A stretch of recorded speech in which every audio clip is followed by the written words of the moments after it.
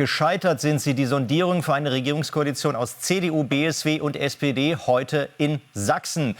Denn diese Gespräche wurden abgebrochen, teilte das BSW mit. Differenzen gab es bei der sogenannten Friedensformel, sprachen wir gerade drüber, der Migrationspolitik und dem Thema Finanzen.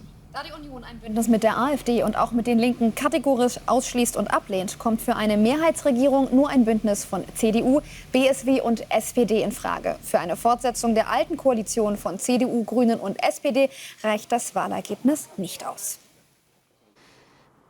Tja, Lutz Stordl in Dresden. Was heißt es nun? Was kann passieren nach dem Beenden dieser Gespräche? Gibt es eventuell eine CDU-Minderheitsregierung oder vielleicht noch andere Optionen?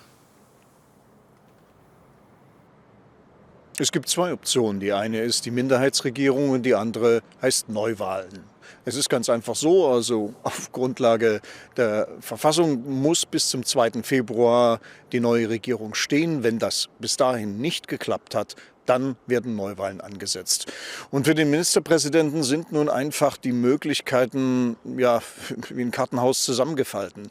Er hat vor der Wahl gesagt, mit den Grünen will er auf keinen Fall mehr. Er darf nicht mit den Linken, er darf und will nicht mit der AfD. Das sind Prämissen, die die CDU ja selbst gesetzt hat.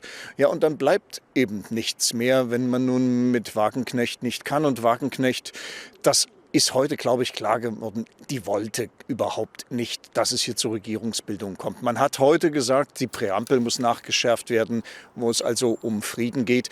Und ganz konkret ging es also darum, dass die Wagenknecht-Partei gesagt hat, also wir wollen, dass hier drin steht, dass die sächsische Regierung die Stationierung von Raketen in Deutschland ablehnt. Und das ist natürlich nun für eine CDU, die zwar einerseits viele Teile der Initiativen zur Ukraine mit Verhandeln, weniger Waffen durchaus mitträgt, aber sich nun komplett aus der NATO quasi zu verabschieden, obwohl es überhaupt nicht geplant war, solche Raketen im Osten Deutschlands zu stationieren. Ja, da konnte und wollte man nicht mitgehen, genauso wie die SPD nicht mehr mitgehen wollte, die ja schon sehr sauer war, weil die Wagenknecht-Partei einen Corona-Untersuchungsausschuss im Sächsischen Landtag angesetzt hatte, der sich gezielt eigentlich gegen die SPD-Gesundheitsministerin und Petra Köppring, die ja die SPD hier führt, in Sachsen gerichtet hat.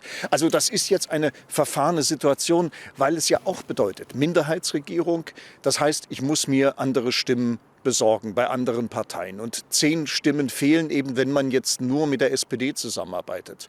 Und dann ist es, glaube ich, für die AfD ein einfaches, dann auch eben mal Stimmen anzubieten oder einfach für einen CDU-Antrag zu stimmen. Was macht man dann? Also dann kommt man wieder in diese Erklärungsprobleme rein.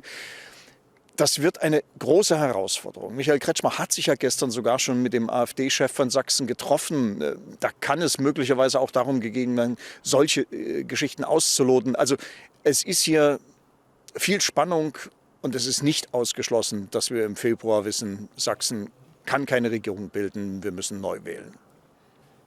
Eine ziemlich festgefahrene Situation also und das in Kombi mit der Situation im Kanzleramt momentan. Interessant und Lutz, du begleitest das Ganze für uns. Danke.